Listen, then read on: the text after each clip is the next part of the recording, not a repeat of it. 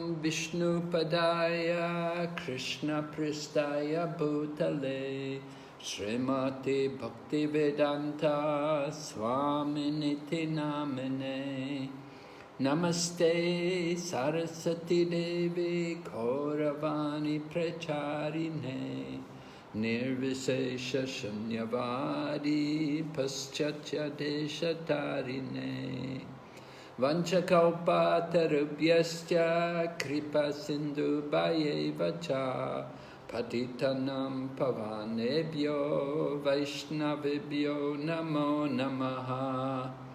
Jai Shri Krishna Chaitanya Prabhu Nityananda Shri Advaita Gadadhar Shri Vasadi Gaur Bhaktavinda. Hare Krishna, Krishna Krishna, Hare Hare, Hare Rama, Rama Rama, Hare Hare. So welcome everyone to our study of Srimad Bhagavatam, Canto 2, the level of Bhakti Vaibhava.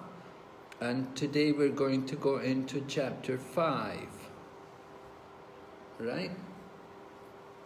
Who would like to remind us of what we covered yesterday? Who would like to go over some of the points? Anyone? Hare Krishna Maharaj, Dandavat Pranam. Yesterday, in chapter 4, we saw that Parikshit Maharaj asked Shukadev Goswami mainly 3 questions: that how Lord creates the universe, and then how the Lord engages his different energies and expansion in the maintenance and destruction of the universe, and then does the Lord directly deal with the modes of nature or he acts through expansion? So these are the 3 questions asked by Maharaj Parikshit. And then in response, Srila Shukadev Goswami, before answering this question, glorifies the Lord and wants to please the Lord through his beautiful prayers. Hare Krishna. Right. And who remembers something about the prayers? What particular, what was the famous prayer we said about Sukadeva Goswami? He prays that all these people from sinful races can all be delivered by? How will they ever be delivered? All these people, yes. Ashraya, by taking the shelter of your devotees. By taking the shelter of your devotees. Apashraya, that is the word that is used in the shloka. Your voice is not clear, Manaji, I'm sorry. Hare Krishna, Maharaj. Apashraya, by taking the shelter of your devotees. Taking the shelter of devotees. Devotees, okay, thank you. Yes, right. By the shelter of the devotees. Yes? Yeah, and then he further prays that, may the Lord be pleased with me. So he is requesting for the prayers, for the blessings of the Lord, so that he can speak the right way that he has received. Yes, right. Hare Krishna Maharaj. Yes, Prabhu. One of the prayers I like so much, that is Yat Kirtanam Yasparanam Yadikshanam, Yat Vandanam, Yat Shravanam, Yat Dharanam. By just a little bit effort, you can, by doing all this process, easily one can get rid of all sinful reactions and attain the love of the Godhead.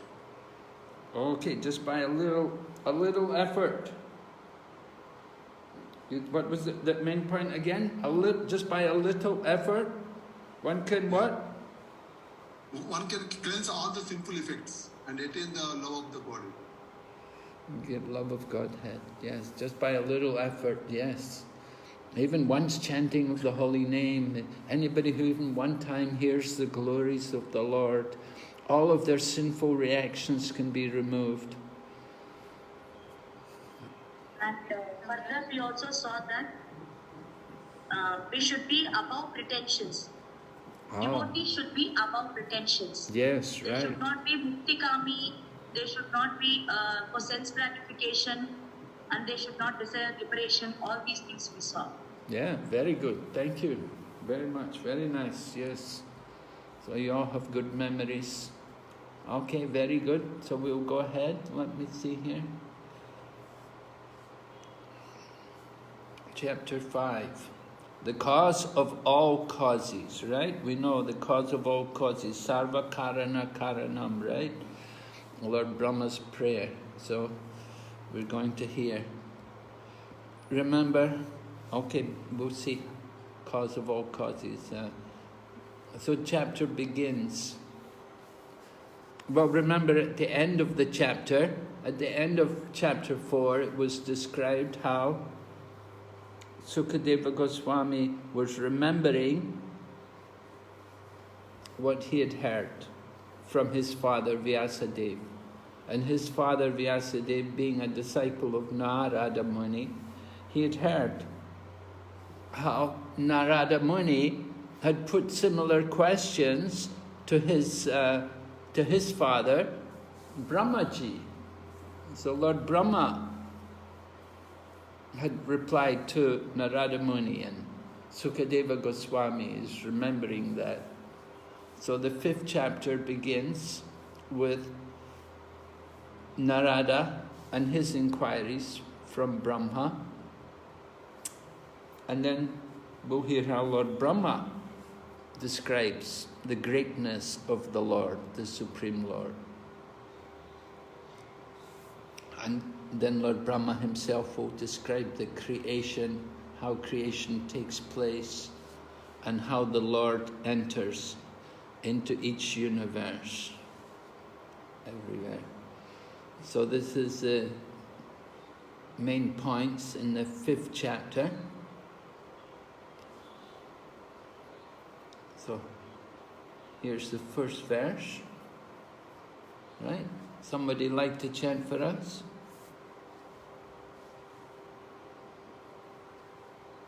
Krishna Maharaj. Narada inquires from Brahma 1-8. Narada uvacha Deva Deva namastestu bhuta bhavana purvaja tadvijani yajnanam atma tattva nidarshanam. Sri Narada Muni asked Brahmaji, O chief among the demigods, O firstborn living entity, I beg to offer my respectful obeisances unto you. Please tell me what transcendental knowledge specifically directs one to the truth of the individual soul and the super soul. Thank you. So, here's Narada Muni's first question. Please tell me, the knowledge, that transcendental knowledge, directs one to the truth of the individual soul and the super soul. So he wants to know, okay, we have to read till verse number 8. My goodness. Let's see, where's my...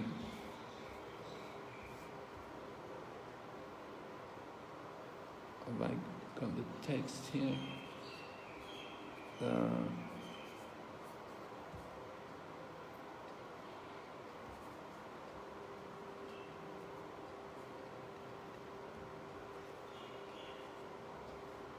Okay, so we'll go ahead, we'll read the other verses. Let's read text number 2. We can just read the translation. Krishna Maharaj. My dear Father, please describe factually the symptoms of this manifest world. What is the background? How is it created? How is it conserved? And under whose control is all this being done? Hare Krishna. Thank you. Okay. Then text 3.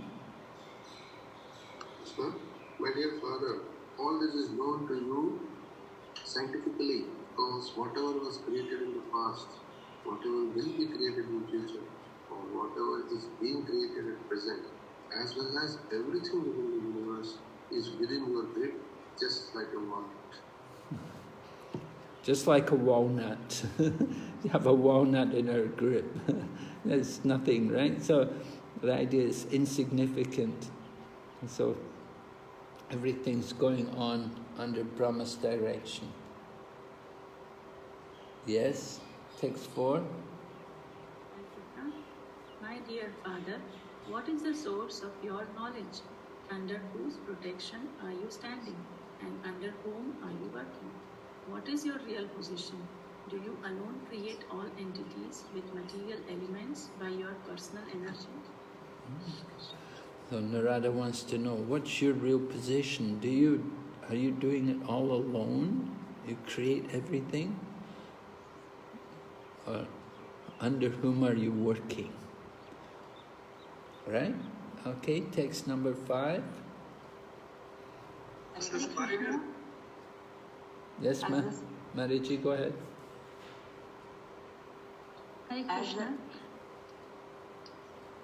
As the spider very easily creates the network of its cobweb and manifests its power of creation without being defeated by others, so also you yourself, by employment of your self-sufficient energy, create without any other's help. Hare Krishna. So this example of the spider is given, we come across this before, the spider, how the spider can create a web from its own saliva, from its own saliva, produces the web, and then once it can wind up the web, bring the web back inside again.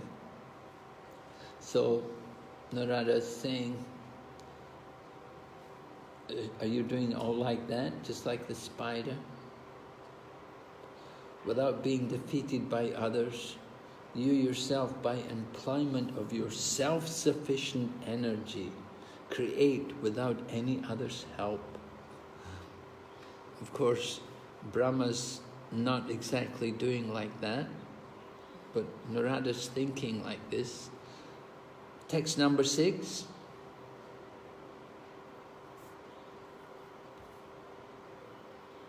Whatever we can understand by the nomenclature, characteristics and features of a particular thing, superior, inferior or equal, eternal or temporary, is not created from any source other than that of your Lordship, thou so great. Hare Krishna. Thank you. So, Narada's glorification. Okay, go ahead, text 7. Yet we are moved to wonder about the existence of someone more powerful than you. When we think of your great austerities in perfect discipline, although your good self is so powerful in the matter of creation. So a little doubt coming into the mind of Narada Muni. We wonder about the existence of someone else more powerful than you. Okay, and then text number 8. Hare Krishna. My dear Father, you know everything and you are the controller of all. Therefore, may all that I have inquired from you be kindly instructed to me so that I may be able to understand it as your student. Okay, so Narada's very humble and polite, and he's asking his father, Brahma, please just explain this to me, tell me everything. Okay, coming back to the slides.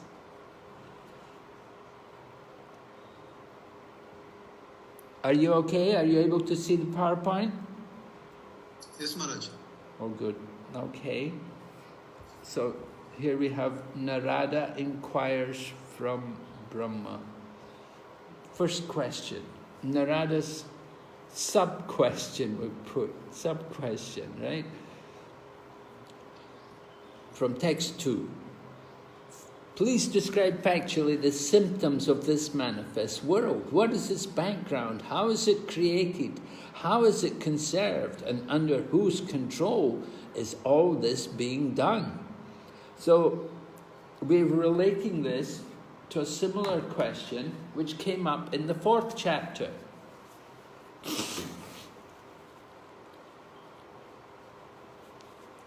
You'll recall from the 4th chapter, Maharaj Parikshit's questions to Sukadeva Goswami.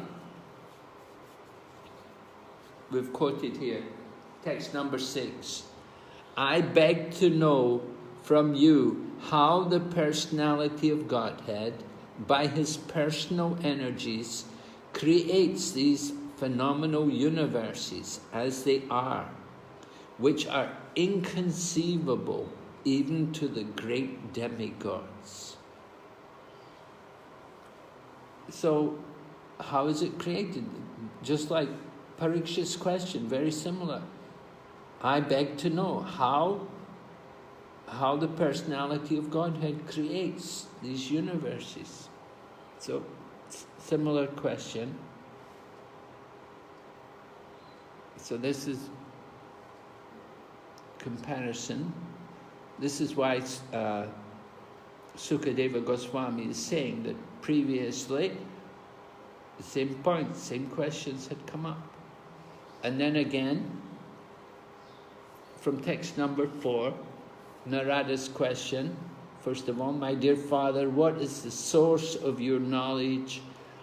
Under whose protection are you standing? And under whom are you working? What is your real position?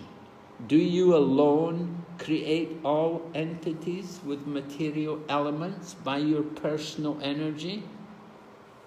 And then we have from the 4th chapter, text number 7, Parikshit Maharaj was asking Sukadeva Goswami, kindly describe how the Supreme Lord, who is all-powerful, engages his different energies and different expansions in maintaining and again winding up the phenomenal world in the sporting spirit of a player.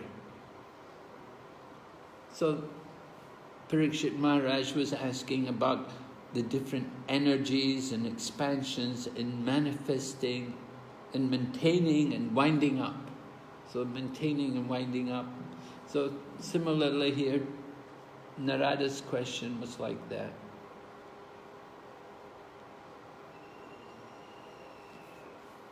Under whose protection are you standing? Under whom are you working? What is your real position? So, some similar elements.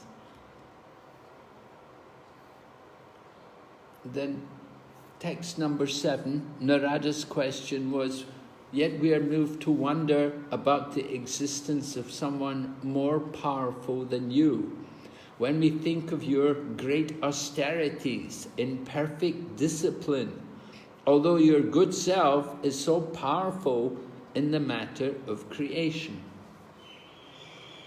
And in the 4th chapter, text number 9, we had Parikshit's question that the Supreme Personality of Godhead is one, whether he alone acts with the modes of material nature or simultaneously expands in many forms or expands consecutively to direct the modes of nature.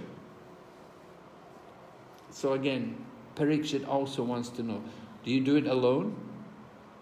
You did everything by yourself, or you expand? How do you do it? So, going on to text number 10. Let's go back to text number 10.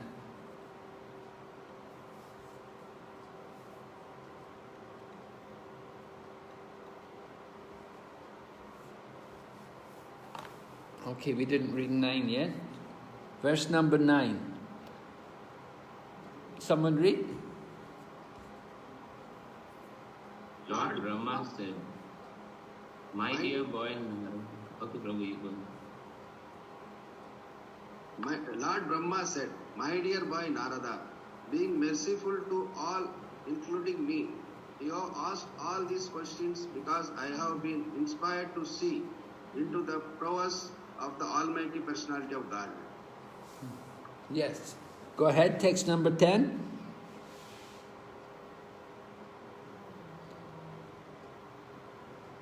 Then go ahead, Prabhu. Whatever you have... Okay, Madhiji, go ahead. Whatever you have spoken about me is not false, because unless and until one is aware of the personality of Godhead, who is the ultimate truth beyond me, one is sure to be illusioned by observing my powerful activities. All right. So here we have Brahma introducing himself. First of all, he says to Narada Muni, being merciful to all, you have asked these questions because I've been inspired to see into the prowess. So you can see Brahma is actually pleased. He says to Narada, you've been merciful to me by asking these questions. It's very pleasing to a devotee to be asked to speak about the Supreme Personality of Godhead. When the devotee gets the opportunity to speak about the glories of the Supreme Lord, it's very nice for him. It's a great pleasure for him. He takes pleasure in it. So he's appreciating Narada Muni's mercy that he's inquiring from him about the potency of the personality of Godhead. Right? Devotees, we should be grateful when people inquire from us. Right? Prabhupada's purport writes, Prabhupada said, Brahmaji, being so questioned by Narada, congratulated him. For it is usual for the devotee to become very enthusiastic whenever they are questioned concerning the almighty personality of Godhead. And then Prabhupada said, that is the sign of a pure devotee of the Lord. And then Prabhupada, towards the end of the purport, he mentions there, they want to see that the glories of the Lord are known to everyone. And Prabhupada talks, this is the principle of missionary activities. Just like Prabhupada's pranam mantra, Gauravani Precharine, preaching the message of Lord Chaitanya, right? Paschatya Desha Tarini, in the Western world. So Prabhupada took that on himself, such a Herculean task, that he would go to the West to preach the message of Lord Chaitanya, missionary activities on behalf of the Lord. That's the ecstasy for the devotees. And so being asked also about the Lord, this is also very pleasing for the devotee. Then text number 10, whatever you've spoken about me is not false, because unless and until one is aware of the personality of Godhead, who is the ultimate truth beyond me, one is sure to be illusioned by observing my powerful activities. So Brahma was doing powerful activities. Certainly, Brahma he's performing the secondary phase of creation.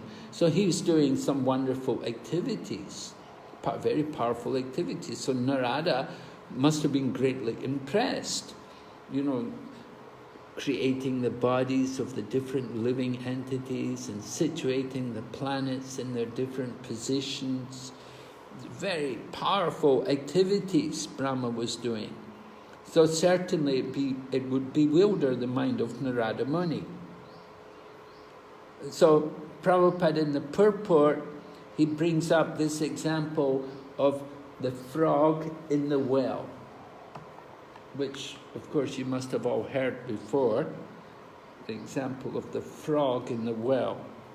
So in which way is Prabhupada relating this analogy of the frog in the well? Who is he applying it to? Who? No, scientists.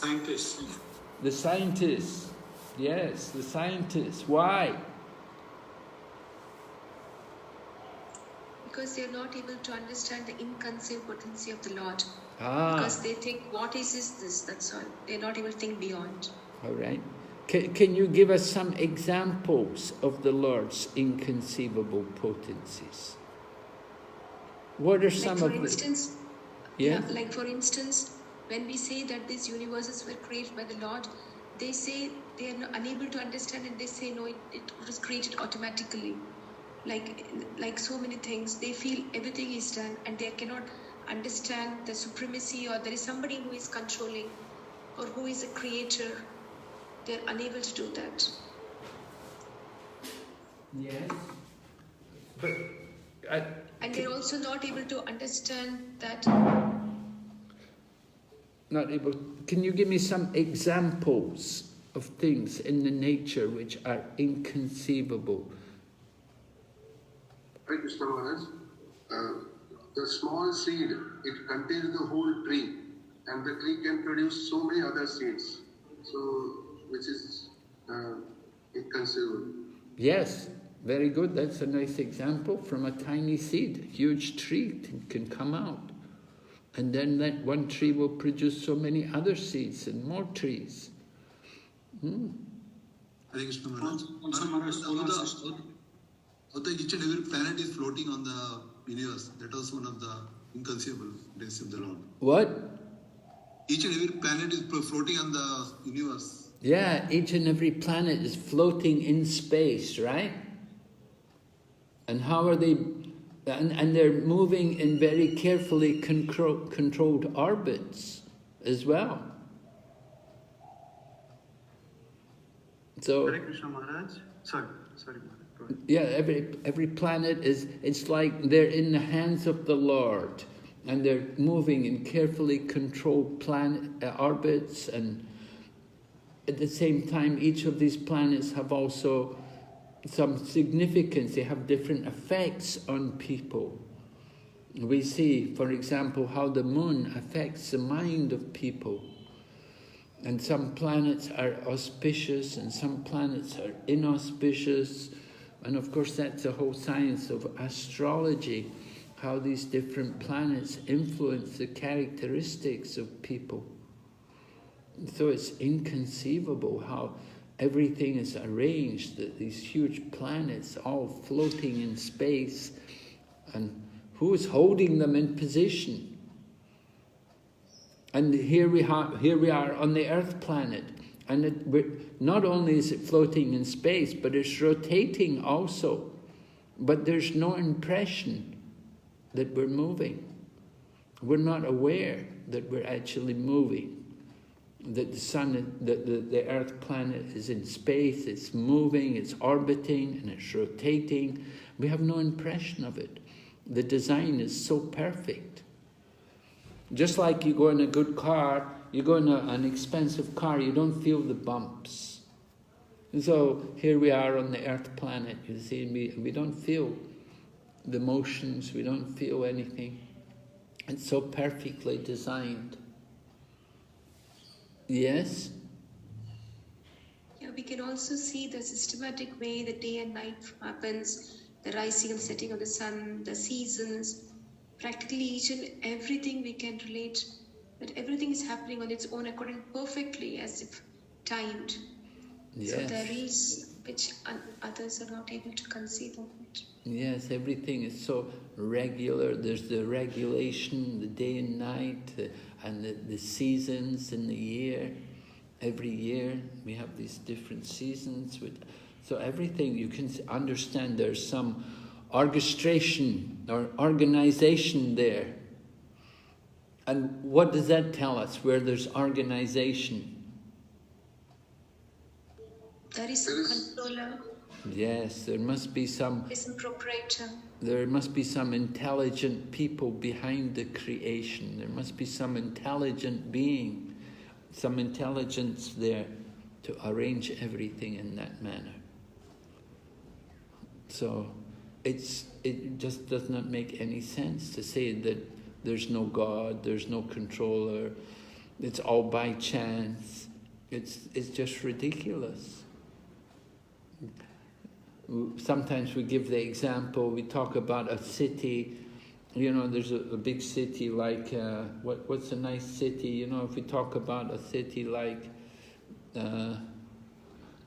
I don't know, Dubai, you know, say, where did it come from, you know? Where did it come from? Did we just wake up one morning and there it was, in the middle of the desert? There was a city with all the buildings and everything was there, with the water supply and electric supply and transportation and schools and hospitals. Everything was just there, right? There was just a big bang in the night and we woke up in the morning and it was all there. Dubai. You know, did it all come about like that? No, of course not. No, it took intelligent people to get together, and it took, of course, a lot of resources, money, particularly finances, to arrange everything and to arrange all the infrastructure. It was a big job. Didn't just happen by chance. But the scientists tell us the whole universe all came out by chance, that there was a big bang, and from the big bang we woke up, and after the bang we find there it is. You know, the whole universe and all the planets and everything is arranged for each and every living entity. No, it just does not make any sense. And we see there are also laws within nature. We see different laws are there. What are some of the laws which are there in material nature? Laws of gravity. The law of gravity, right. Just like the planets, we say they're floating in space. People say, oh, it's gravity. Is it gravity? Yeah. But where does it come from? Who arranged it? Well, they say, oh, it's just chance, it's just there. No, some intelligent beings, they arranged these things. Yes, another law. What's another law there? Law of karma. Yeah, law of karma. There is somebody who is actually judging and accordingly awarding either punishment or rewards. Yeah. So there is somebody who is looking into it. Right. Very good. And then? Change of season. Yes, well, we had that. Yeah, we talked about that. Maharaj, how the clouds are so light, but still they contain so much rain sometimes. Yes, right. The clouds, they carry so much water, but they're floating in the sky.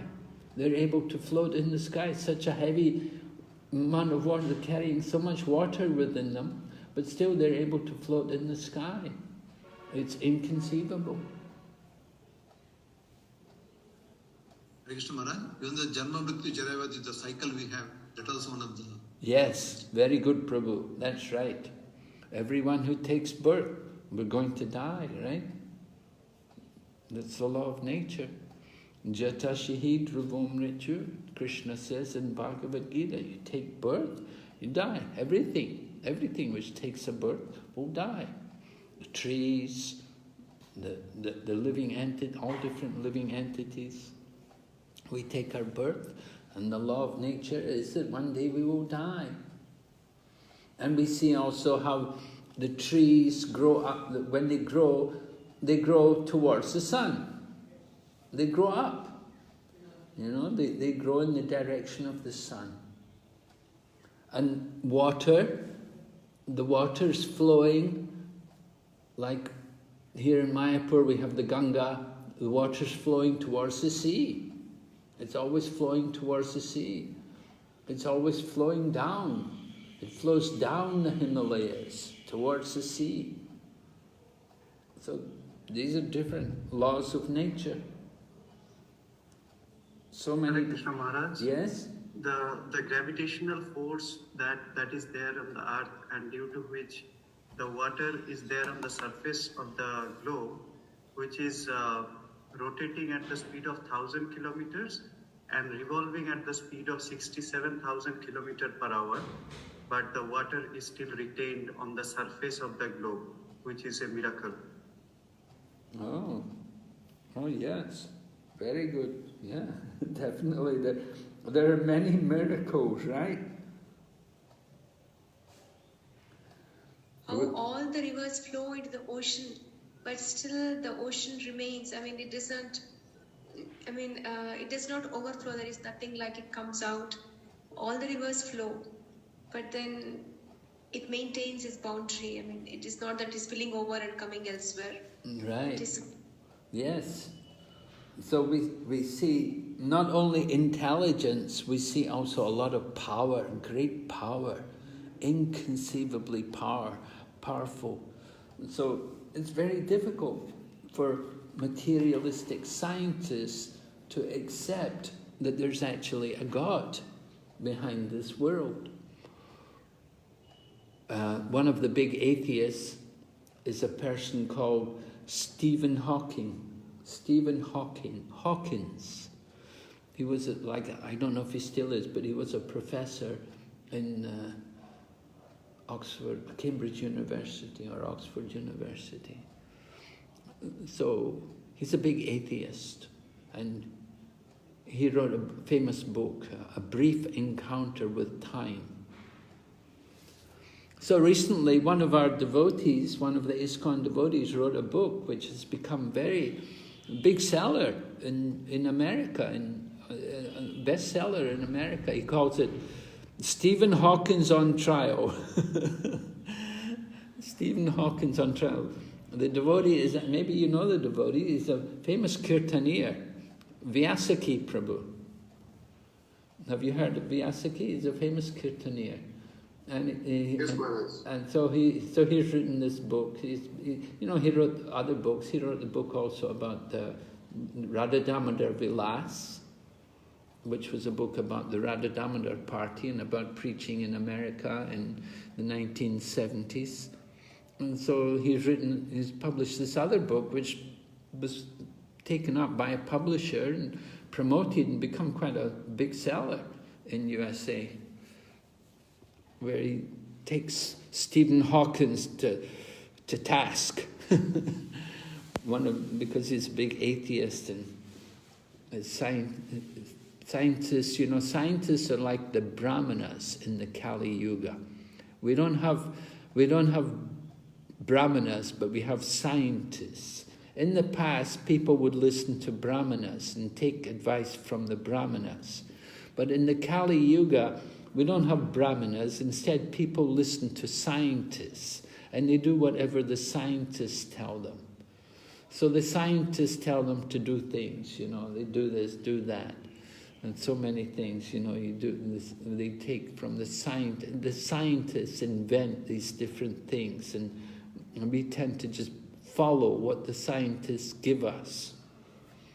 Motor cars, airplanes, these things are developed by different kind of scientists. And technology, computers, and all of these things, they come from scientists. And so scientists, they're always thinking they will control nature. And of course, nowadays, they do research, they want people to live longer, and they try to find cures for disease and so on.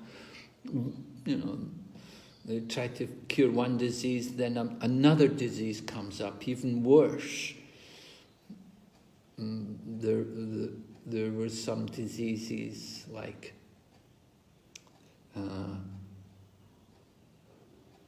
they had some sexually transmitted diseases. There was AIDS, and then there was cancer, and now after cancer, now we've got this COVID, and it's endless. There's so many variants on the COVID. It never ends. After that, there'll come something else. We're always trying to solve the problems of the world, and we're trying to solve them by our own means, by our own material intelligence. But the real solution to the problem is to get out of this world, not to try to be comfortable. Just like we say, if you're in the prison, you want to get out of the prison. You don't want to be comfortable in the prison. We want to get out of the prison. So don't try to be comfortable in this material world. Get out of this material world. That's the real solution. But the scientists, they can't see that. So Prabhupada gives the example about the frog in the well, and the scientists are speculating, you know, how big is this well? How big is the ocean? Or the frog is speculating, how big is the ocean? So the same way the scientists, they're speculating about solving the problems of the material world. But one of the things which they do is they only see the symptoms. They don't see the real disease. They treat the symptoms. Oh, the symptom is there. Oh, you know, symptom, fever, or cold, cough, this disease, that disease. And they're trying to solve these problems. But they should understand that the real cause is not, don't just see the symptoms, see the real cause of all these symptoms. The real problem is material existence. That we're in this material existence. And we have forgotten God, we've forgotten Krishna. And this is creating all the problems. Okay, so Prabhupada gives the example about the frog in the well. Mentions here. Similarly, the material scientists also want to challenge the inconceivable potency of the Lord by measuring him with their frog-like brains and their scientific achievements. But at the end, they simply die unsuccessfully, like the frog. So who else tried to measure Krishna? Who else made that mistake beside the scientists in Krishna Lila?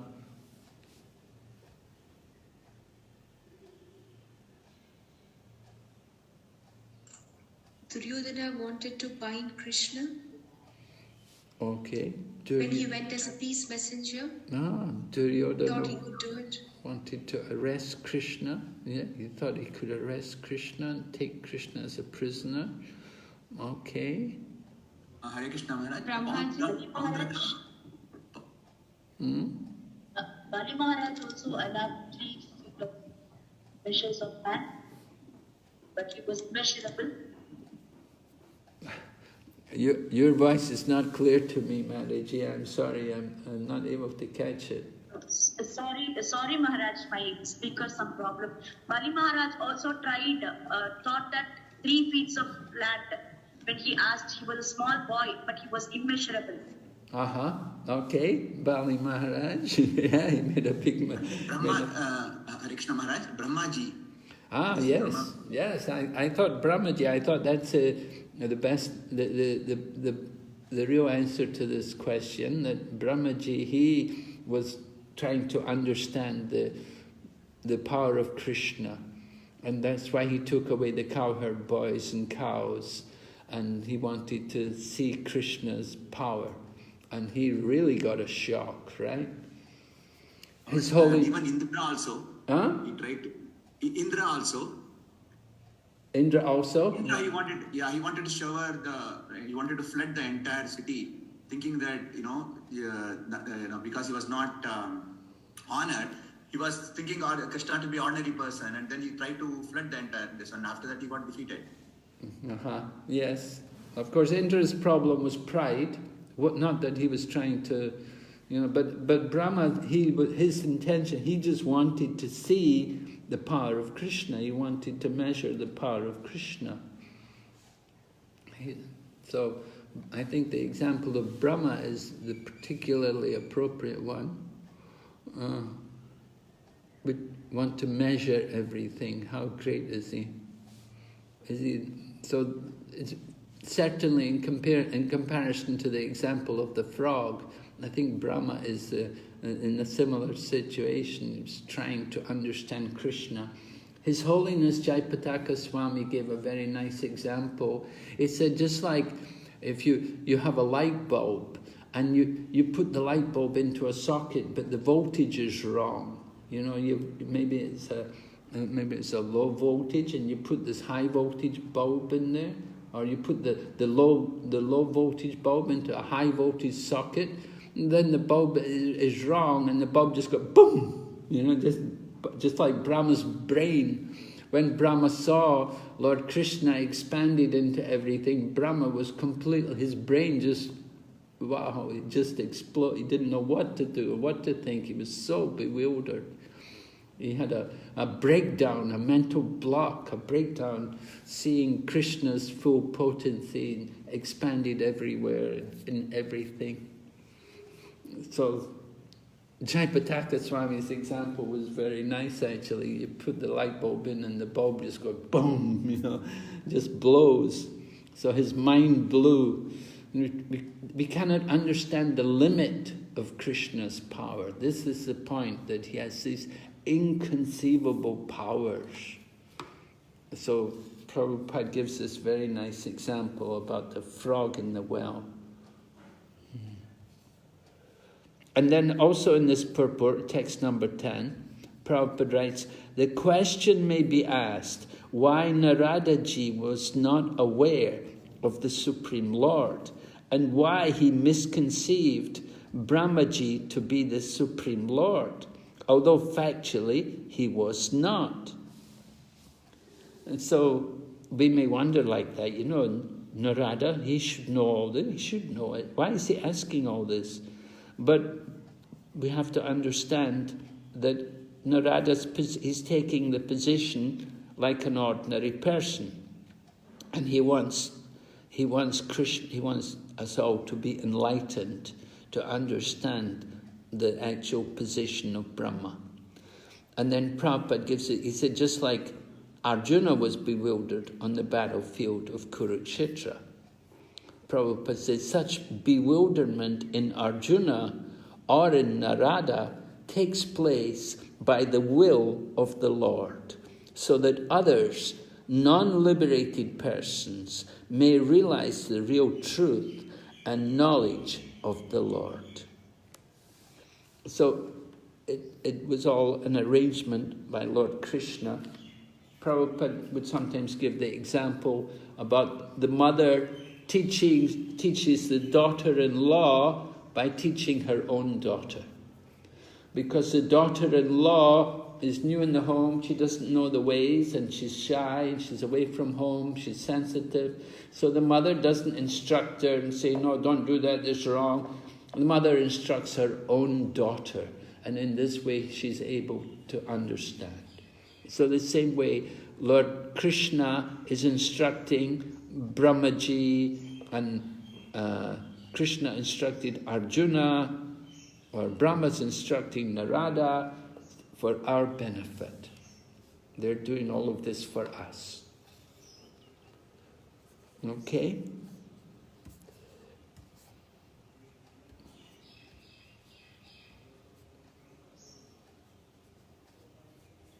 Let's see.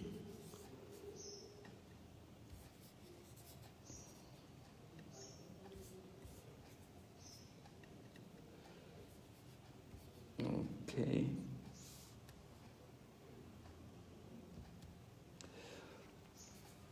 Okay. Someone like to read this one for us? Hare Krishna. Brahma describes the greatness of the Lord, 9 to 17 verses. Specific answer to top Narada's second sub-question. My dear father, what is the source of your knowledge? Under whose protections are you standing? Under whom are you working? What is your real position? Do you alone create all entities with material elements by your personal energy? Srimad Bhagavatam 2.5.11. Brahma says in this verse that his knowledge and creative potency emanate from the Lord as his personal effulgence. Yeah, just a minute. Just a bit more. Yeah? The specific answer to Narada's principal question. Please tell me that transcendental knowledge which specifically directs one to the truth of the individual soul and the super soul. In this verse, Brahma reveals that his transcendental realization is inspired by the super soul. The truth is that Brahma is created and the Lord is the creator.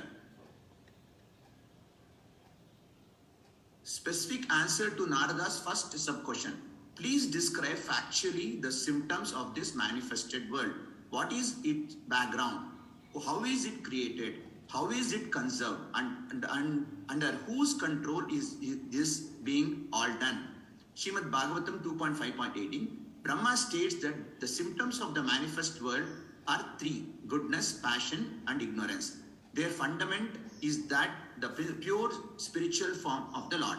The creation, maintenance, and destruction of the world are the natural results of his acceptance of the material modes as his energy. Specific answer to Narada's third sub-question.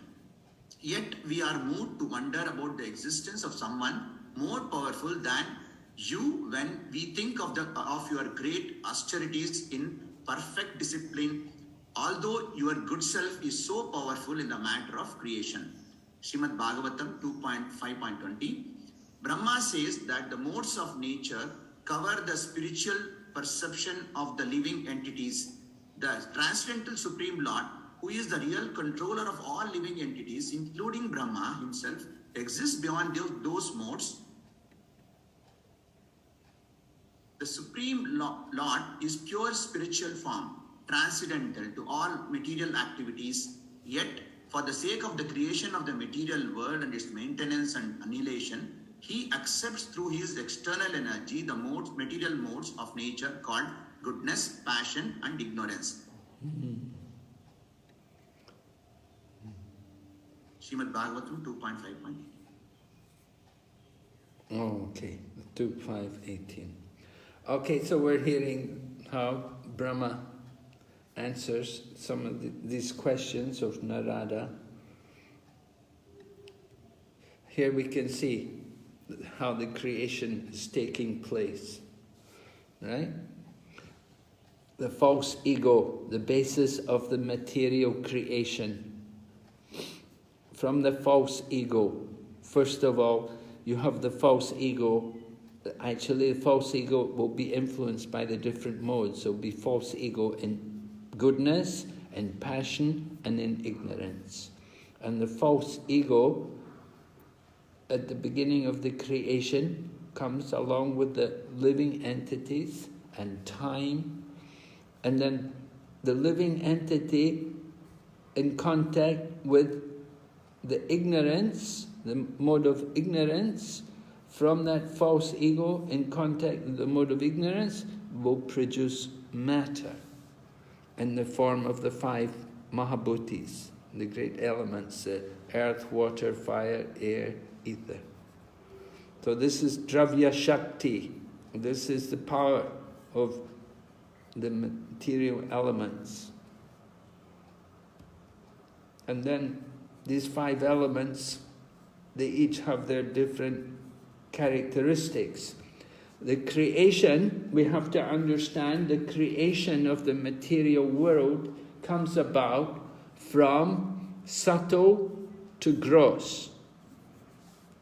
Actually, it happened one time, the devotees, they had read something to Prabhupada, they quoted from the Bible. There's a statement in the Christian Bible, and it says there, in the beginning was the Word, and the Word was with God. So Prabhupada heard this statement, in the beginning was the Word, and Prabhupada immediately said, yes, we agree with that. He said, that is confirmed in our literature also. And Prabhupada went on to explain how our creation comes about from subtle to gross. Materialistic people, they don't think like that. They think everything comes from the gross to subtle. But actually, the Vedas tell us creation comes about from subtle to gross. So the first element which is created is ether. And within ether, there is the one element, one characteristic of sound. And with that sound, of course, to perceive sound, we will need ears. So the hearing, the sense object of hearing comes about along with the creation of the ether and the quality sound. And then after ether, then ether within ether there's no other characteristic. But from ether, then in further contact with the false ego in the mode of ignorance, will produce air. And within air, not only is there sound, but there is also touch. We can feel the air. You put on the fan or you put on your air con, you can feel the air. So within air there is a sensation of touch as well as sound. Certainly sound is there, you can hear the wind blowing and so on. And then that air then produces fire. Without air, there couldn't be fire. And with fire, you have a form. There will be a big burning fire, a small fire, a little candlelight. They each have a form, as well as sound and touch. So these qualities are all there within fire. And then from fire, fire will produce water. And with water, we have the taste. Krishna says, I am the taste in water. But water also has a form, it also has a touch, it also has sound. We hear the sound of water, we can touch water, we can see the form of water. And from water comes about earth. And with earth, the original taste of the earth, right? The earth has taste, earth sense. So all of these things are there. Oh, no, what is it? Within earth there should be odor, smell, right? The fragrance of the earth, Krishna says. I am the original fragrance of the earth, not taste of water. But the earth is odor, or the fragrance, or the smell, or aroma of earth. So all 5 qualities are there in earth. So this idea is presented to us. Here again you see, from matter, again in contact with the false ego in the mode of goodness, will produce knowledge. And in the mode of passion, will produce activities. Activities, again, material activities. And false ego in goodness, knowledge. Knowledge, again, material knowledge, mundane knowledge, not spiritual knowledge. This is all due to contact with the material energy. And then, Jnana Shakti. Jnana Shakti, false ego in contact with the mode of goodness produces the mind. But the surprising thing is that false ego in contact with the mode of passion will produce intelligence. So sometimes we wonder, well, intelligence is produced by contact with the mode of passion, but the mind is produced by contact with the mode of goodness. So it seems puzzling to us. Right? How does it come about that false ego in the mode of passion produces intelligence, but false ego in the mode of goodness produces the mind? Because we think the intelligence is higher than the mind.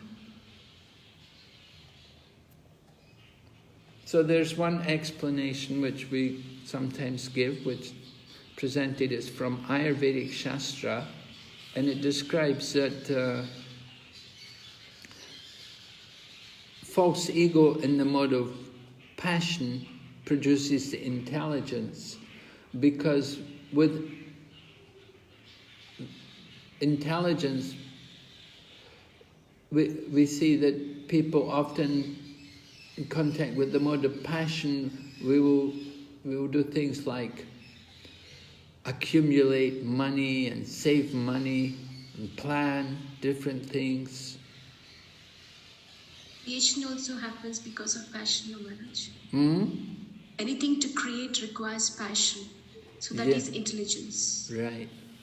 So that's the planning, that planning tendency, that is there, that's coming from the mode of passion. But the mind simply desires. You see, the mind desires. We don't plan much usually with the mind. We do things in the mind, it's more spontaneous. So it comes from the mode of goodness. So that's one possible explanation as to why the mind comes from the mode of goodness, but intelligence comes from the mode of passion. So here we see the diagrammatic presentation of the creation. Actually, Krishna begins the topic of creation by speaking about the three Purusha avatars from Karanadakashai Vishnu or Mahavishnu. Mahavishnu's laying over here in the causal ocean, and there's a corner. The universes are coming out from his body, and along with the universes that are coming out, then he glances over it, and from the glance is carried time and the karma and the living entities. Of course, this glance is carried by Lord Shiva. Lord Shiva helps in the matter of creation. Lord Shiva is active. Generally, we think of Lord Shiva particularly in the work of destruction, but actually Lord Shiva's active in all phases of the creation. He takes part in the creation at the beginning by carrying the glance of Lord Vishnu and impregnating the living entities into the material nature. He helps to maintain, sometimes by killing a demon or two who will come and disturb the creation. And then his main function, of course, comes in the work of destruction at the end, with the annihilation of the universe.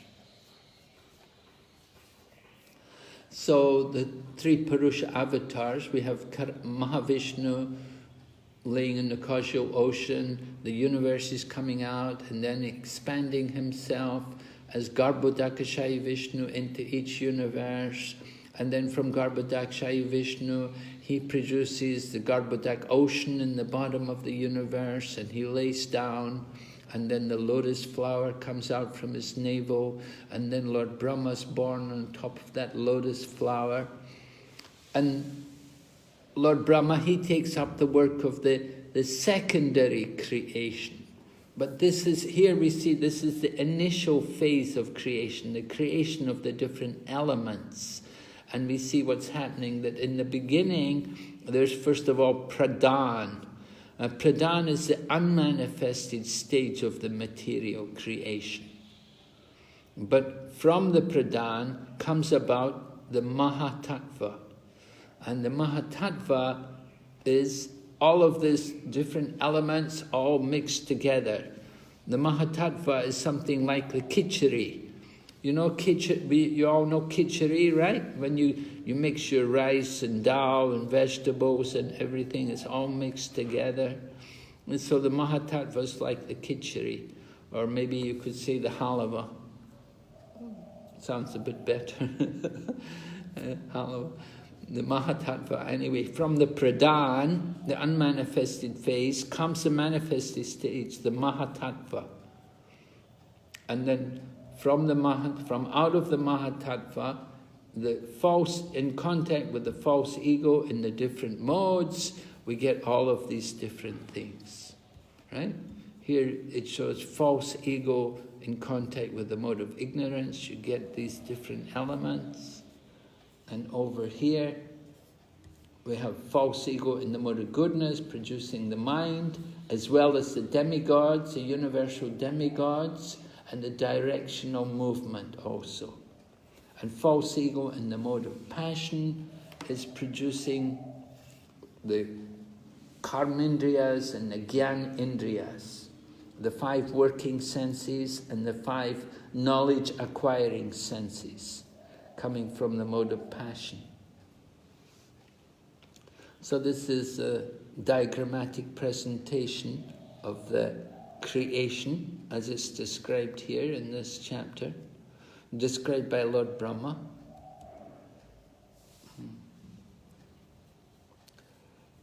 So the last part of the chapter describes how the Lord enters into each universe. Text 34 describes, thus all the universes remain thousands of eons within the water, the causal ocean, and the Lord of living beings entered in each of them, caused them to be fully animated. So the Lord enters into the creation and animates everything. Without the Lord, nothing is going to happen. It's the Lord himself. When he enters into the creation, then things come to life. You know, just like in a business, you know, I don't know. Sometimes maybe you work in a job and, you know, when the boss goes, you know, everybody relaxes. But as soon as the boss comes, then everybody's sitting at the table and they're working away and they're doing things. Everybody, you know, the whole office comes to life. And as soon as the boss goes, then everybody goes back to sleep again. I don't know, but it's often like that in businesses, you know, material world. It's like that. Or when I was a schoolboy, I remember the teacher comes in and everybody's sitting very nicely and we're all attentive and listening. You know, before the teacher came in, everybody was just laying around and, you know, doing nothing. And as soon as he goes out, then everybody just relaxes again. So, the same way the Lord is there. He's the one who gets everything to life. He gets everything starting to happen. It all becomes animated as the Lord enters into the universe. So this section connects to the next chapter, Purusha Shukta confirmed. So you'll go on to that, you'll hear about the Purusha Shukta. Purusha Shukta, right? Do you chant Purusha Shukta? I think you do, right? You're all on Ekadasi, you chant Purusha Shukta. If you're worshipping deities or maybe worshipping Shalagram, maybe you chant regularly. Yeah, I know in Dubai also, they were learning, all the men were chanting Purusha Shukta and the ladies chanted Gopi Gita. Anyway, the ladies can also chant Purusha Shukta. So the words of the Purusha Shukta about creation, how the Lord is described there in Purusha Shukta, will be confirmed in the next chapter. That's going to be... Okay, so here's a quote from this is from the 4th chapter, going back to the 4th chapter, appreciating Krishna Lila. The pure devotees of the Lord, however, can equally relish the nectar in the form of the profound philosophical discourses and in the form of kissing by the Lord in the rasa dance, as there is no mundane distinction between the two.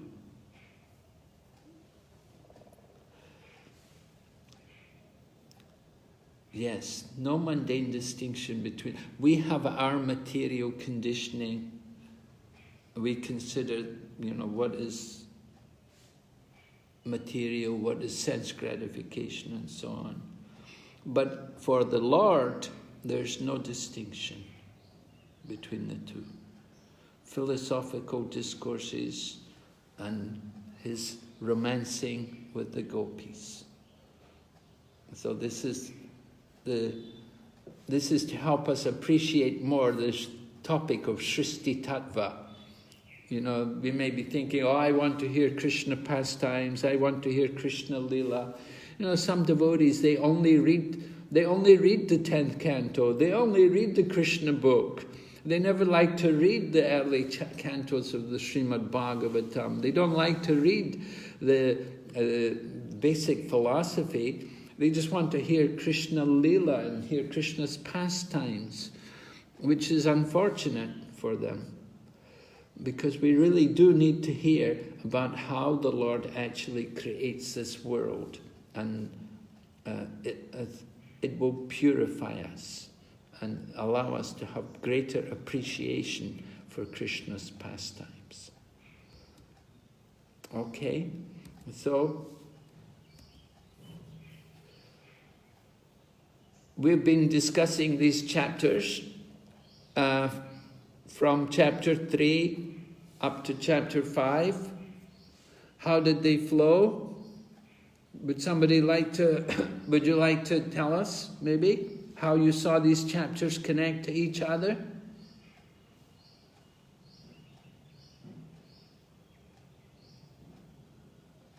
What happened in chapter 3? Do you remember? How did it end?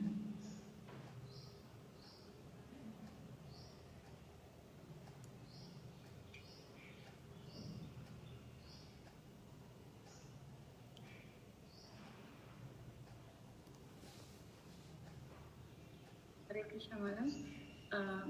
As far as I understand, from chapter 1 to 5, it gradually takes the person from Brahman aspect to the Paramatma aspect to the Bhagavan aspect, and the personal form of the Lord is described at the end of chapter 3, the glory of pure devotional service, and then fourth chapter describes about the process of creation, how that personality creates, and then fifth chapter describes the whole process of creation in detail.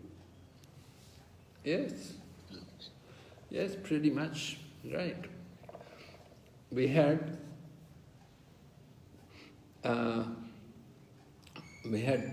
Shonaka Rishi's. In which chapter do we hear Shonaka Rishi criticize people who didn't like to hear about Krishna? Second chapter. Second chapter. No. Third chapter. Fourth chapter. Really? Fourth chapter? That means we must have... The snake examples, the example of the snake and the whole the hearing. Third chapter. Yeah, I think it must have been chapter 3, wasn't it? Yes, it's the chapter 3, Maharaj. That is why he goes on to explain about chapter 4. Right, yes, right. Yeah. And so, chapter 3, Sonaka was really speaking powerfully and telling people what he thought about people who didn't like to hear. And then we heard about how he wanted, so Shonaka was appealing to Sutta, tell us more. What happened when Sukadeva Goswami met with Maharaj Parikshit? There must have been a lot of discussion. What did they talk about? Right? And so then Sutta Goswami was asked like that. The Sutta Goswami, he'd heard Sukadeva Goswami and Maharaj Parikshit. He was there when Sukadeva Goswami met with Maharaj Parikshit. So he recounted how Maharaj Parikshit was inquiring from Sukadeva Goswami about the creation. Right? And then, at the end of the fourth chapter, Shukadev said that, these questions are very nice, and my guru or my father told me about how Narada Muni had asked these similar questions to his father, Brahma. And so I will explain to you what happened when Brahma met with Narada. So this was the flow of these chapters, to hear about this creation. Right? And then the overview of chapters 4 and 5. what happened in chapter 4?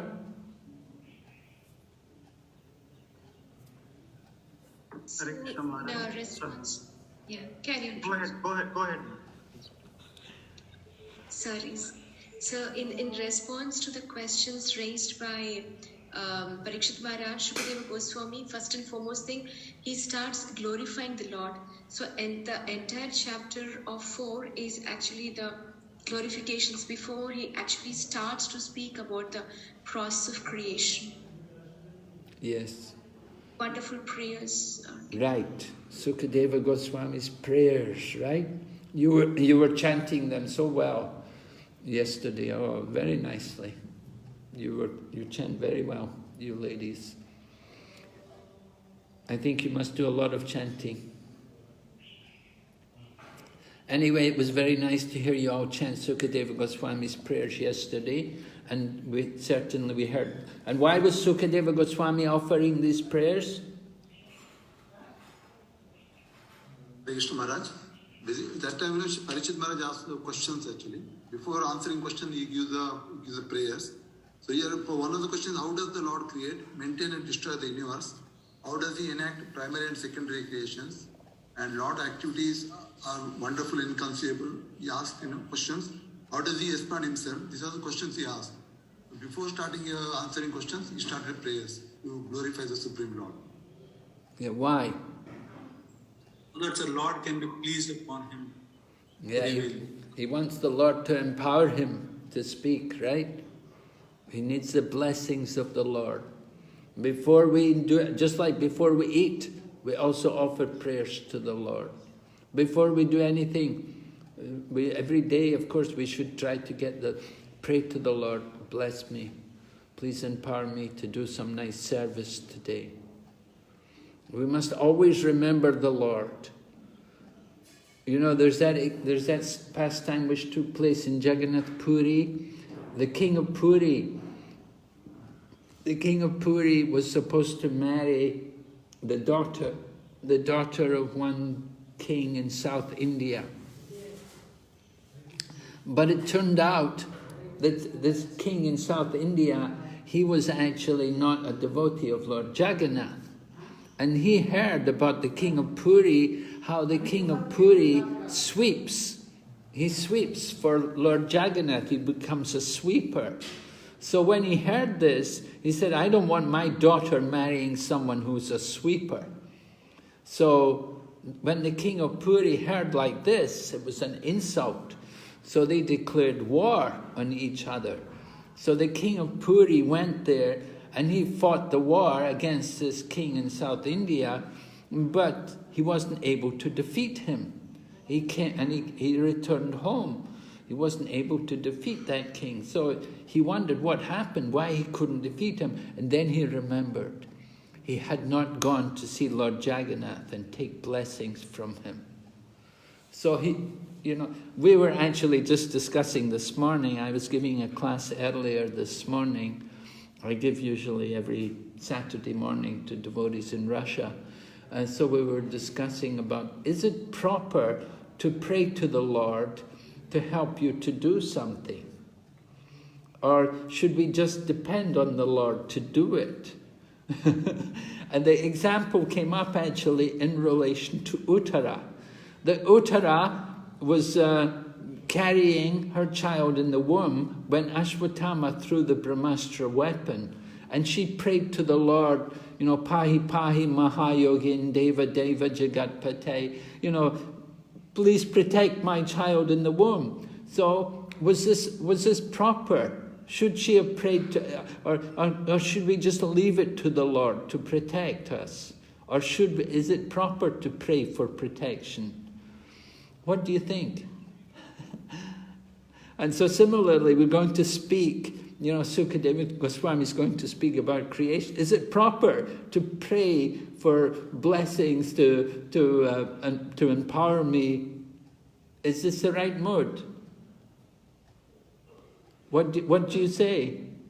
Yes, Maharaj, it is the best thing to do, because we see throughout the Bhagavatam all the pure devotees, before they encroach upon any activity, they first take the blessings of the Lord. They pray to the Lord to empower them, like Lord Brahma or Lord even Arjuna or Kunti Maharani. And also, that is why we have the Mangala Charan. When we are presenting the class, before that we take the blessings of the Lord and the devotees. Yes, yes. And also, as a part and parcel of the Lord, we are completely independent on the Lord. So whatever we do, it's not our independent way of acting, but rather we are completely dependent on the Lord. Yes, we're dependent on the Lord. Most importantly, it also shows our submission and surrender and our complete dependency, that we are nothing. Unless and until He empowers us, on our own we cannot act, we cannot do anything. Yes. And in case of Uttara, even though she had such a great, grandfathers, I would say in that sense, all the 5 of them, because it was her grandfather, her husband's grandfather.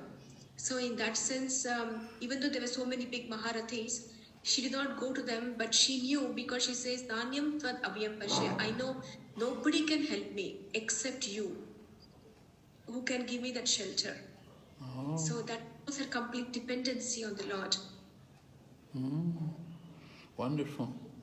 Very nice. Hare Krishna Maharaj. And but also, can I just ask Mataji one question? I just wanted to ask you then, if she had not prayed to the Lord, would the Lord still have saved her child? This was what the devotee was asking me this morning. I don't know. Okay, yes, Maharaj, if the Lord thinks or desires that the child should be protected, even though she doesn't ask for it, He will do it. But the very reason of us asking is something like it attracts the attention of the Lord. Like when a child is sleeping, when he cries out and he raises his arm, the mother immediately rushes. So it is that kind of a pleading, and that attracts the attention of the Lord. It's not that He will not do it. Definitely, if it is for the well-being or for some higher purpose, even though Uttara does not ask for it, He would have protected.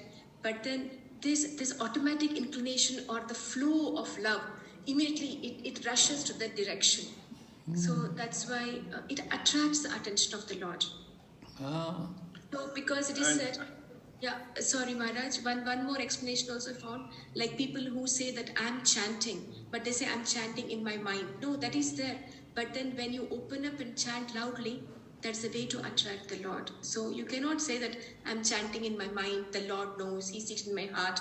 No, that's not the way. You have to open up. You are accountable. You have to open up and say. So this is, the Lord get attracted. This, we have to do it. Thank you very, very much. Very and nice. I think if I can add something, Maharaj, just like the way we learned today in one of the verses, I think 11th or the 13th verse, it's the Lord's will. Maybe it's the Lord's will where Uttara had to ask for it. Now why? Maybe just the other individual souls can also learn from that, but that's how we need to take blessings from the Lord. Yes, right. We get inspired by that. The will of the Lord. Maharaj, Hare Krishna Maharaj. But on the contrary, we also see till Draupadi requests Krishna, he will not come to her rescue. Because even when she asks also afterwards, why you didn't come? He says that I was in Dwarka, just because just you called me that time. After that only I was able to, actually be staying next to her. But he says like that. That's why it took time. Why she said, then she asked, why did it take so much time? He says, actually I was in Dwarka. Since you called me, I had to come. That's why there is a little bit lag. So there, he doesn't come unless he requests her. No, right? That's, how should we understand these two? So you're talking about the time when Draupadi's pot and she was feeding the Rasa He's talking Muni? about the disturbing instance. Disturbing, but there is no such thing like Upakatha. It's all that is not given in Bhagavatam anywhere. What did you say, Mataji? Like what Prabhu was, Prabhu was saying that Krishna said, I'm in Dwarka, that's why it took time. No, that is not, I don't know in what that is not even otherwise, Mataji, unless she prays, till then he doesn't come to the rescue. Yeah, but that is not the reason he gives. That is not the reason he gives. He says, because she was holding her hands across. So he says, unless and until you surrender fully, because tomorrow you may claim that you were protecting yourself. So to give that lesson that we have to surrender fully, to give that lesson, he tells that. Not that I was in Dwaraka, I was in Mathura. No, but anyway, Maharaj, you please enlighten us, Maharaj, on this question. Well, I heard that he's coming from Dwarka to come there when that was the Draupadi's part, when Durvasa came with all his disciples, that he came running from Dwarka that time. But I don't know that I'm not so well acquainted with it. Yeah, I think you're right, Mataji, that the idea that she let her hands go, both hands raised in the air, and she called out Govinda, and she took full shelter of Krishna. At that time, Krishna came in the form of the unlimited sari. So, yes, depending on Krishna, certainly we do want to call out to Krishna. We do want the chanting of... Hare Krishna Maharaj. And one more example that comes to my mind is Srila Prabhupada's surrender in the Jaladuta ship when he had 2 heart attacks and he was very helpless.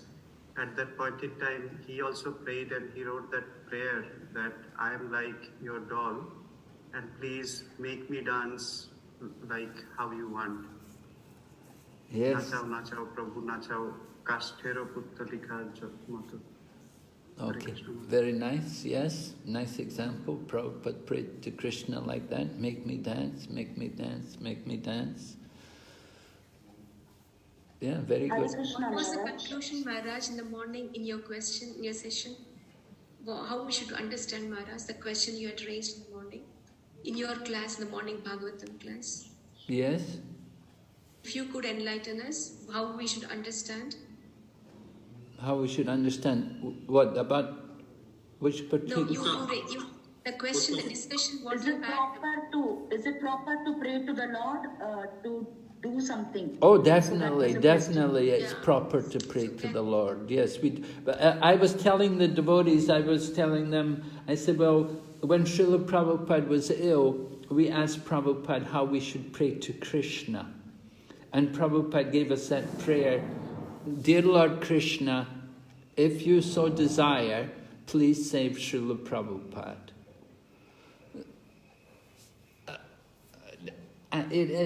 Because just recently one devotee left his body. There was my godbrother's, a devotee in USA, and he was a Mayapur Dhamvasi also. He regularly came in Mayapur. He had his house here in Mayapur, but he's from USA and stayed in USA. And he left the body recently, and quite suddenly he was diagnosed with cancer, and it was 4th degree. So he put a message on the internet saying, please don't pray for my recovery. He said, just pray that I can accept whatever fate Krishna has for me, that I will be have shelter of Krishna. And he actually died in very good Krishna consciousness. He chanted the holy name just as he left the body. He was diagnosed with this 4th degree cancer. 2 weeks later, he left the body. So as he was leaving, he chanted the holy name. And he was really a good devotee, He was really very knowledgeable and very humble and very active in devotional service.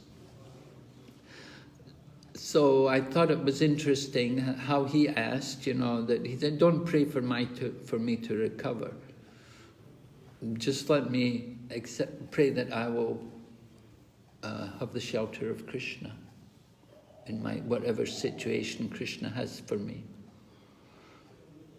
So, but we should pray. We do pray to Krishna, and certainly with Uttara, she was understanding that the child in the womb was very, very important, because it was the only child, the descendant of the Yadu dynasty, and he's going to become the king, and he has to rule the nation.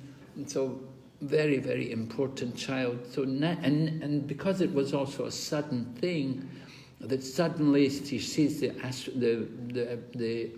Brahmastra weapon coming towards her, so immediately she calls to Krishna. And she's asking Krishna, but she's asking Krishna save the child. She's not asking about herself. So there's certainly nothing wrong in praying for others. You pray for others. That's not selfish. She was praying for the child. She wasn't praying for herself. She said, let that weapon burn me, but just save this child. But yeah, we do pray to Krishna, and certainly in a life-threatening situation, it's not against pure devotional service. When you're in a life-threatening situation, we can pray to Krishna to save us, and it's not against pure devotional service. That is described by, is it Vishwanath Chakravarti Thakur? Rupa Goswami in his Nectar of Devotion. NOD itself it says Maharaj. Rupa Goswami. NOD itself it says Maharaj. Yeah, Rupa Goswami says that Yeah. that is a natural inclination of a devotee to call the names of the Lord. So he says they are conditioned to call the names of the Lord. He says. And particularly discussing in relation to a life-threatening situation. Of course, it shouldn't be every day that you're calling to the Lord, save me, protect me. It shouldn't be every day. But at the same time, we do take the blessings from the Lord that we can serve Him. And certainly before we give class, we do. Gaur Govinda Maharaj used to offer prayers for quite a long time before he would give class. He would speak for maybe 15 minutes, he would offer prayers. So I think it's not against the Vaishnava etiquette to pray, to offer prayers, heartfelt prayers, that let me do some proper service for the Lord, to pray, to be empowered, to serve Him, to please the Lord. Certainly that's pure devotion.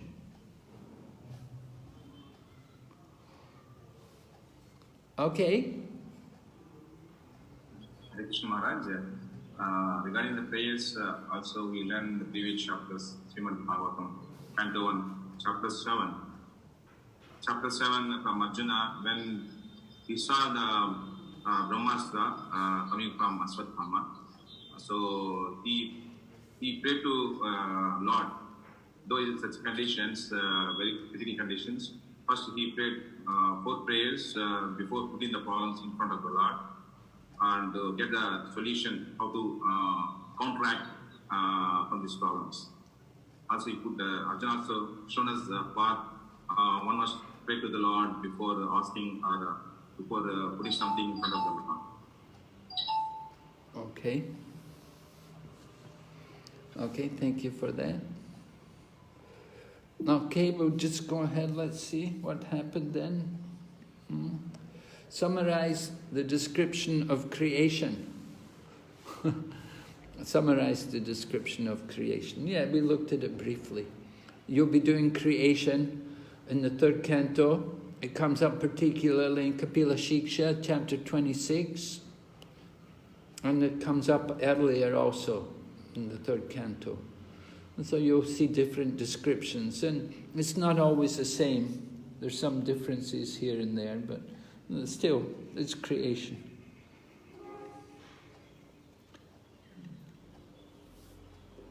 All right, then discuss the statement, Vaishnavas must be keenly interested in the pastimes as the Purusha avatars in his pastimes as the Purusha avatars in connection with Srishti Tattva. So we have been speaking about this. This is important for us. So we're keenly interested. We do want to know more. Understand the Lord. We should understand Mahavishnu Garbhodakshaya Vishnu, Shirodakshaya Vishnu, they are all Vishnu. It's not like they're three separate identities. They're just Vishnu. Vishnu expands himself into these different situations. And he takes on these particular names according to his position and service which he's doing. But it's the same Vishnu. It's one Vishnu who is expanding. Just like we have one super soul. There's one super soul, but he's expanded everywhere. So in the same way, Lord Vishnu expands himself. We call them as the Purusha avatars, but it's the one Vishnu who's expanding himself into these different positions. Then, Prabhupada's mood and mission. Yesterday we spoke a bit about if the leadership of world affairs is entrusted to the devotees of the Lord.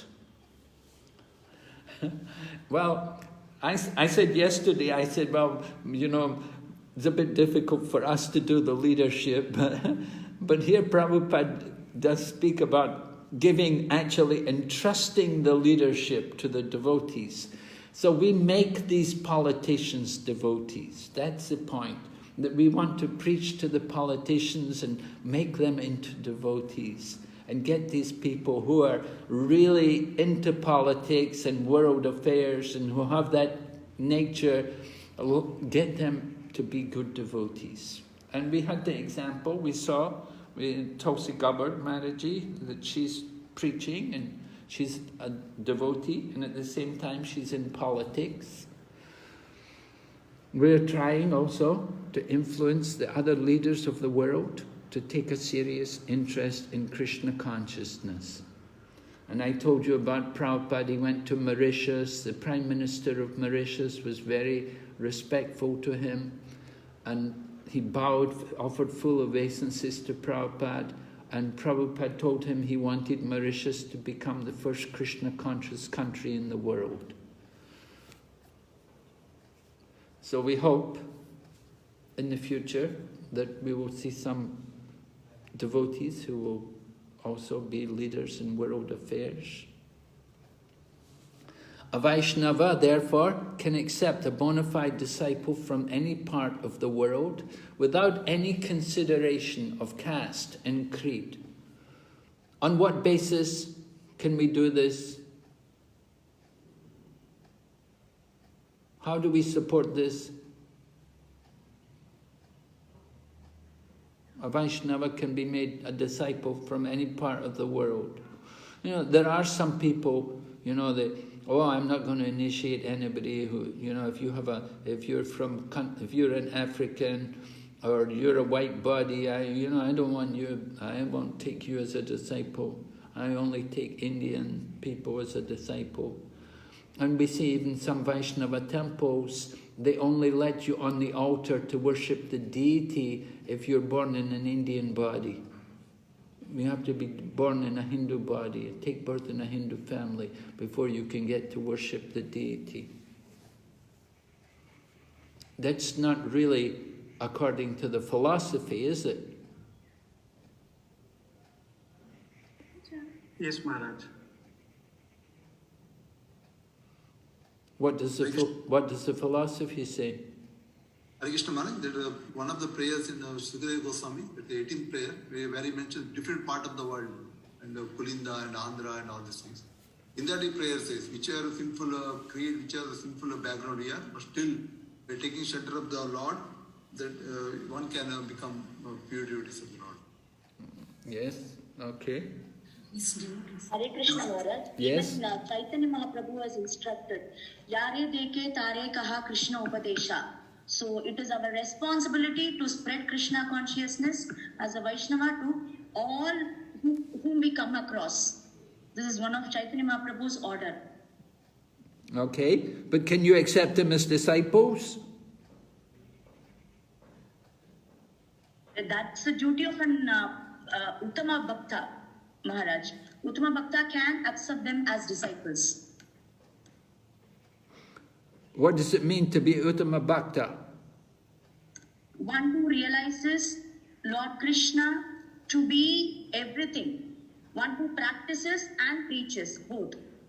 when he understands the tattva of Lord in whole. He doesn't differentiate. Main quality is he doesn't differentiate between anybody or anything. He is merciful to all. Kripa Sindhu. Prabhupada writes in the Nectar of Instruction about Uttama Bhakta is one who is trying to spread Krishna consciousness everywhere. One who is trying to dedicated to serving Krishna, distributing Krishna consciousness all over the world. That's Uttama Bhakta. Thank you, Maharaj. But that supports what you were saying also. We also have the verse, Atari Vishnu Shiladir Gurushu Vaishnave Jati Buddhi. That just like we don't see the deity as a wooden object or a metal object, in the same way we don't see a Vaishnava as somebody, you don't become a Vaishnava by birth. You have to actually change the heart. We have to take up the service of the Lord. It's nothing to do with our birth or position. Some people say, oh, I'm born in a Vaishnava family. Yeah, your mother and father may be Vaishnava. It doesn't mean you're Vaishnava. We have to take on the qualities of the devotee. It's not just simply birth. We meet people like that, South India, we're Sri Vaishnavas. Oh, we're Madhvas. They don't do anything. They don't chant, they don't read scriptures. It just became like that, become hereditary. Of course, it's a great advantage to be born in these families, but they should take advantage. Just like to be born in a Brahmana family is an advantage. But you have to, it doesn't mean you're also a Brahmin, you have to develop the qualities of the Brahmin. So we can accept disciples, but they have to follow that. Actually, Prabhupada, when he went to Africa, he told devotees, he said, I can accept these people. He said, you should be very cautious. He said, I can accept these people as disciples, but if you're going to do it, he said, you'll have to be very cautious. Because it's heavy karma. We're born in these parts of the world. We have different karma. You're born in these kind of bodies. Certainly we have different nature. It's not so easy to become devotee. You can do it. They can do it, of course. But it needs training. It needs that determination.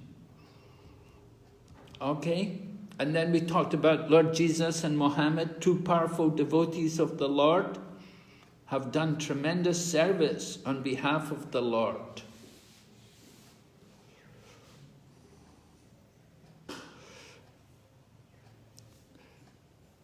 Not everybody would agree with this,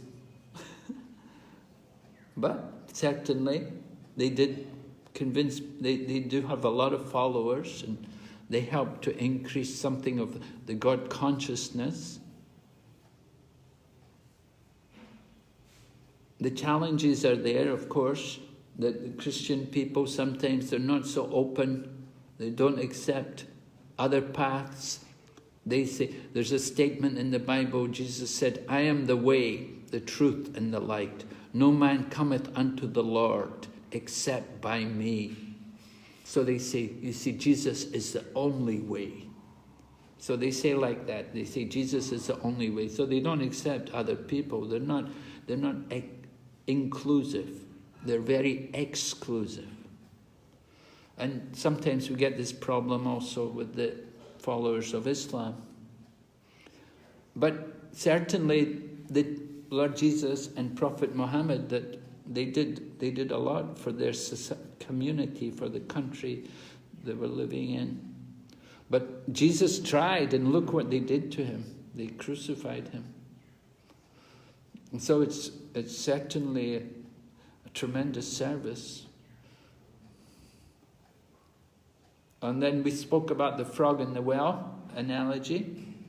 Material scientists, materialistic people, they can't see beyond their own little well and their own conclusion.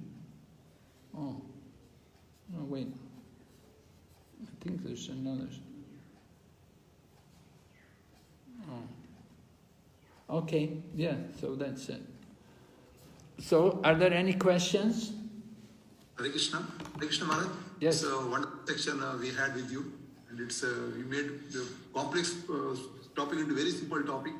We really enjoyed the section, Maharaj. Thanks a lot for your lot of patience with us, and kindly forgive if you commit any mistakes with your lotus feet. Hare Krishna. Hare Krishna. Thank you. Raj, I have a question. Yes, Maharaji. Like you said, you were explaining, Maharaj, that false ego plus ignorance is Dravya Shakti. False ego plus goodness is Jnana Shakti. False ego plus passion is Kriya Shakti, Maharaj. How do we understand? Is it so? Prabhupada uses these terms in the purports. These are difficult purports. I went through them. It's not so easy to absorb everything in all these purports. There's a lot of stuff, And Prabhupada actually told Jayadvaita Swami, who was his editor, he told him, he said, don't bother to edit too much my second canto. He said, don't bother with editing it. He said, just leave it as it is. So it's really not the easiest sections to go through. Topic, actually. Huh? Very difficult topic, Maharaj. Every time we read, we feel that we have understood. But then again, a lot of confusions. Yeah, I also, I can't tell you I know everything. It's like Lord Chaitanya told Devananda Pandit, don't think you've ever understood everything of Srimad Bhagavatam. Srimad Bhagavatam means Lord Krishna. So don't think you've ever understood everything in Srimad Bhagavatam. It's the literary incarnation of Krishna. And certainly when we come to these purports in the second canto, But some of the purports, definitely they're much easier than others. And when you look at the translations, the verses, I really have difficulty with them trying to understand the verses. But Prabhupada's purports, sometimes they're okay, not so bad. He'll talk about different issues. I did see in Burijan Prabhu's book, I was reading Burijan's book, Unveiling the Lotus Feet, and he spoke about Dravya Shakti is the manifestation of the material elements, Jnana Shakti, the manifestation of knowledge, and the Kriya Shakti is the activities of the material world. And that was all he commented on it. He didn't get into it at all. Okay, Maharaj. Thanks a lot, Maharaj. And extremely thankful for this wonderful flow charts, which made us understand this chapter, this mind-boggling chapter in the few chapters. But at least now we have a very strong base. Extremely thankful for your compassion. And the most importantly, you made it so easy and your ever-smiling face. In fact, yesterday I was speaking to one of my god sister and we were feeling very bad. In fact, we were feeling the separation. We said, oh, tomorrow is going to be the last session. So we are already feeling that separation and extremely thankful for the wonderful sessions. You made it so interesting and lively. And the kind of fatherly feeling that we have towards you, we feel so comfortable and at ease, Maharaj. Extremely thankful for you, and we look forward to many more such opportunities that we are able to be guided under your able guidance, Maharaj. Well, I also want to glorify all of you because I'm so happy, you chant the Sanskrit verses so wonderfully. My Sanskrit is so terrible, it's so horrible. I'm a Westerner, If I say a verse, when I'm in Dubai, if I try to say anything, they always repeat it because they say we couldn't understand.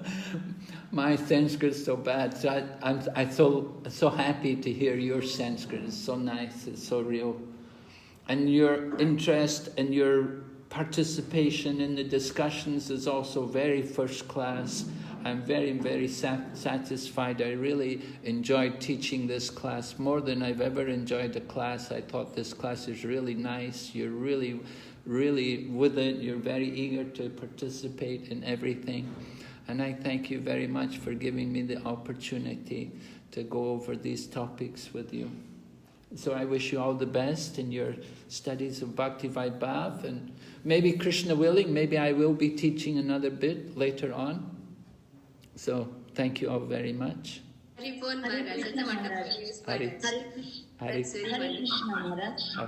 Krishna. Hare Krishna Maharaj. My heartfelt sincere thanks to you, because this chapter is very, very difficult for me to understand, but you have made it so simple. And our heartfelt feelings, our Sachi Mataji has already told. You are like our father now, and we look upon to you for more and more sessions. And your smile is very enlightening, and it eases us when we speak Prabhuji. So it's like you're a part of our family right now. And as rightly said, we will miss you from tomorrow.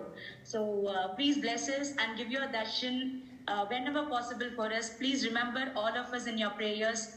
Please empower us so that we can complete this Bhakti Vaibhava session without any hindrance. And thank you so much for giving your nectarian sessions, Maharaj. No words to say anything. We have sincerely grown to love you and your sessions, Prabhuji. Hare Krishna. Devotee said, don't love me, love Krishna. I won't be with you at the time of death, but Krishna will be with you at the time of death. So you should love Krishna. And Krishna also said one should love his devotees, only then he will bestow his blessings. So it's a cycle, Maharaj. So we can go only through his devotees to Krishna. Hare Krishna. Krishna means his devotees, paraphernalia, everyone. That's what he says. Okay, thank you very much. Very kind of all of you. Okay, so we'll take our leave now. Thank you so much, Maharaj, for your very wonderful nectarian session. A very good, nice presentation from the chapter 1 to up to 5th chapter. You make us very nicely realize from the chapter 1 what is the best use of human life, and also how to realize the God from the point of Paramatma realization and Bhagavan realization. So nicely, wonderfully presented to make us understand very nicely and to this point. Thank you very much, Maharaj. And also, please bless us, all our devotees, so that we can progress in Krishna consciousness very nicely. And also finish our Bhakti Vaibhava class, Maharaj. So nice. We are seeking your blessings, and also seeking your presentations and lectures in coming classes, Maharaj. Thank you so much. Hare Krishna. Thank you. Hare Krishna, Maharaj. Hare Krishna. Hare Krishna, Maharaj. I have made a small abbreviation on your name, Maharaj. If by your kind permission, I would like to just share some of the points from unlimited qualities that we have seen. I would like to just say that BVVN Swami, B for bold in presenting the concepts, then B, virtual tour of the whole creation and of Naimisharanya, V for very interesting PPT, and N for nourishing realizations, and S for simple and sober attitude, W for wonderful example personally, A for amazing realizations, M for mind-churning discussions, and I for inner purity was the force. So we pray for your wonderful good health, so that you can give us more and more of your nectar and nectarine realizations. And also, Maharaj, you are in the Dham. So please pray for all of us to Lord Nrsimhadev, as we were discussing. When we pray, we attract the attention of the Lord. So please pray for all of us and bless us with your kind association in the future as well. Thanks, Maharaj. Hare Krishna. Thank you so much. Hare Krishna, Maharaj. Please accept my respectful obeisances. Thank you so much for the wonderful class. In a very lucid way, you took us through the journey of the 5 chapters. And in the end of every chapter, the objective, the understanding, you take all the effort so that we assimilate the knowledge which you have given to us. Thank you so much, and please pray for us that we also advance and complete this course successfully. Hare Krishna. Hare Krishna. Hare Krishna Maharaj, thank you very much for taking us through this nice journey of Canto 2 from chapter 1 to 5. From the very beginning, you made sure that we are connected with the flow. Sometimes we read Bhagavatam, we read verses, we read chapters, we will get so much engrossed that we forget what has happened in the past and what is going to happen in the future. But you always ensure that whenever at the beginning of every class, at the end of every class, you always made that connection. Before starting to, you summarize what happened in chapter 1, and every chapter you would connect it to the previous chapter, and you would take us what is going to happen in the next chapter. So it was the flow was continuous, and of course your sweet voice and charming voice and your smiles and the laugh, so nectarian, the words. And in spite of being a sannyasi, we never felt that we are far away. We were very close, and we never felt also to. We are free to ask any question to you and share our comments and ideas. So we are really grateful, and we always look forward to have more sessions from you. Thank you so much. Thank you very much. Very kind words. Okay. So, thank you all very much. Okay. Hare Krishna Maharaj, my respectful obeisances unto you. Thank you for making all these extremely hard chapters as sweet as sugar candies, because it was very easy for me to understand. And please bless me so that I develop attachment to Srimad Bhagavatam and we can all complete this course very easily. Thank you so much, Maharaj. Hare Krishna. Thank you very, very much for your participation, for always being there and willing to speak. And so you really touched my heart. Thank you very much. Hare Krishna Maharaj. Thank you very much for giving us your nectarian classes. We really very well understood this chapter, so that we can, please bless us so that we can remember this and give us your association. Please pray for us so that we can complete this course successfully. Yes, certainly my prayers are there. I'm sure you'll all do very well. You're a very, very nice class. I think the teachers will be eager to have this class. You're such a nice group of devotees. Very wonderful. So thank you all very much. Please accept my humble obeisances. Thank you very much, Maharaj, for giving us such a detailed explanation on this such a difficult topics. You made it very simple, and the presentation of the slides and the flow chart. Actually, that is even though it is so difficult, you were able to grasp so many things, and it made us so easy. Actually, when we read it, it was so difficult, and after your presentation, it was so nice, and especially as Gopakumar Prabhu said, you are linking it, so that also making it so easy for us, and the continuity is to be there. So thank you very much, Maharaj. I also learned one of the takeaway for me was that how humble you are, and everything. Even when Adashruti said that please accept my, please bless us, you started on that day laughing. He said me. Said who can be better person than you, Maharaj? So thank you for everything. Hare Krishna. Hare Krishna. Krishna Maharaj, my respectful obeisances, the whole chapter is like the walnut inside the heart cell.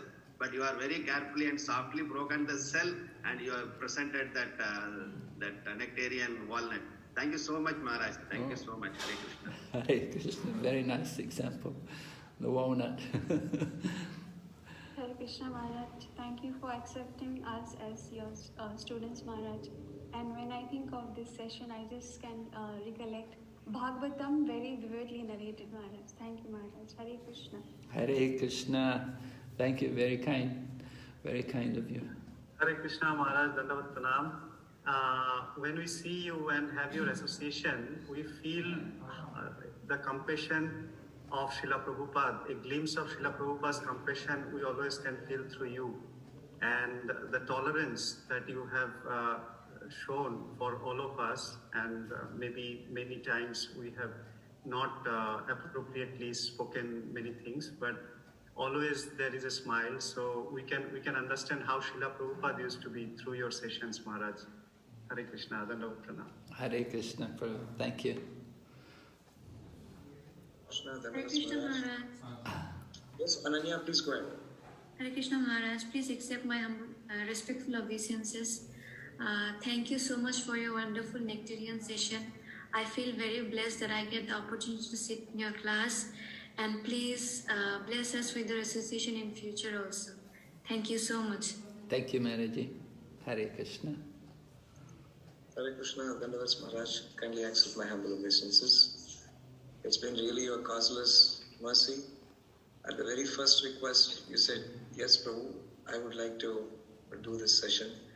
It was really such a overwhelming experience for me for having invited you for these sessions.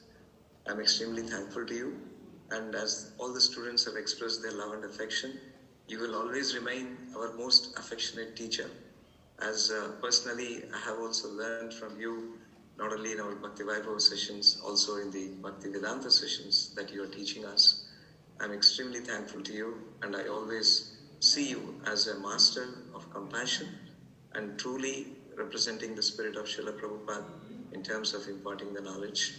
And I also definitely would mention there are many devotees all around the world who actually are very much hankering to seek your association, and because of your very humble position to impart the knowledge without any reservation and with so much of ease and flow of bringing the Prabhupada's purports and his mood and his mission right up to the front.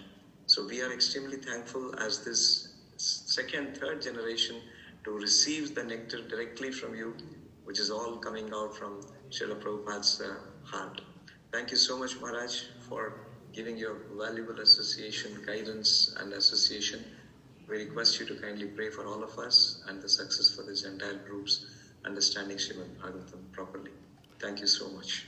So thank you for giving me the opportunity, because it helps me also to enrich my understanding of Bhagavatam, discussing with you. I got so much from you, from your how you respond to the different questions. So I'm very grateful for this association. So again, I look forward to having more opportunity to have your association. That is so encouraging and kind upon us, Maharaj. Certainly there will be another sessions in the unit in which you are going to bless all the students here. Thank you so much, Maharaj. Thank you so much. Hare Krishna. Hare Krishna, Hare Krishna, Krishna Krishna, Hare Hare, Hare Rama, Hare Rama, Rama Rama, Hare Hare. So kind of you, Maharaj. Vanchakalpatarubhyascha kripa sindhubhya Jai Srila Prabhupada ki.